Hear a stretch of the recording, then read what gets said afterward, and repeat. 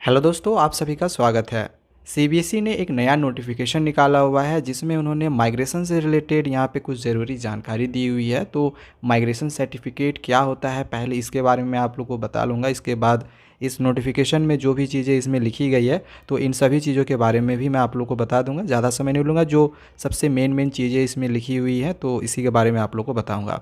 इससे पहले एक ज़रूरी चीज़ें है जो कि पिछले वीडियो मैंने आप लोग को बताया था।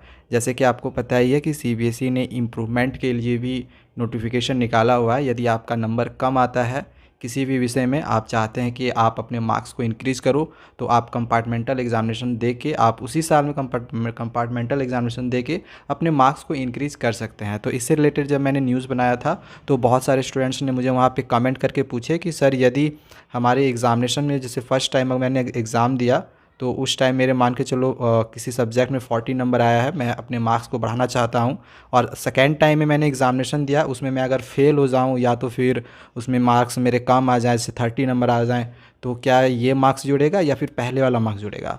तो आपके जो ज़्यादा मार्क्स रहेंगे वो मार्क्स आपके जुड़ेंगे, ठीक है। तो इसी वजह से यहाँ पे इम्प्रूवमेंट एग्ज़ामिनेशन लिया भी जा रहा है। तो जिसमें भी आपका ज़्यादा मार्क्स रहेगा वो मार्क्स आपका जुड़ेगा। तो ये एक क्वेश्चन था जो कि काफ़ी स्टूडेंट्स के मन में चल रहा था, सो मैंने यहाँ पे आपको बता दिया है। अब यहाँ पे जो इस नोटिफिकेशन में माइग्रेशन से रिलेटेड यहाँ पे जानकारी दी गई है तो इसके बारे में आप लोगों को बता देता हूँ। सबसे पहले आप लोगों को पता होना चाहिए कि माइग्रेशन सर्टिफिकेट होता क्या है।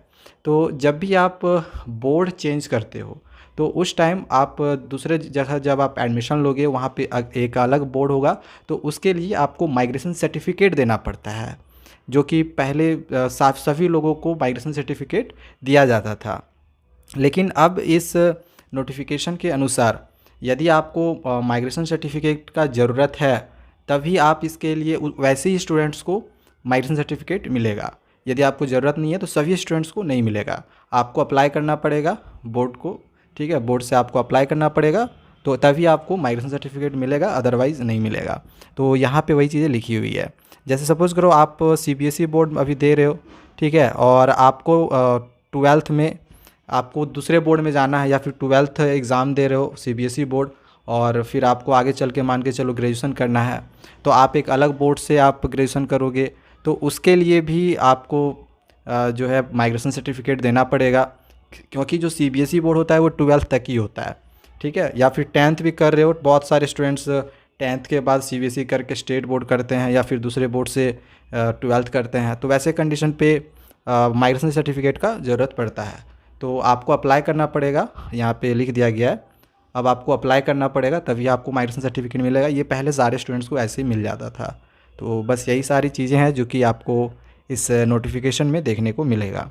और भी अगर कुछ प्रश्न होगा जो कि आपको समझ में नहीं आएगा तो आप हमसे कर सकते हैं, ठीक है। आपको मैं कमेंट बॉक्स में रिप्लाई करूँगा। और भी इसी तरह की लेटेस्ट अपडेट्स पाते रहने के लिए हमारे चैनल को आप सब्सक्राइब करके जरूर रखिए। Thank you.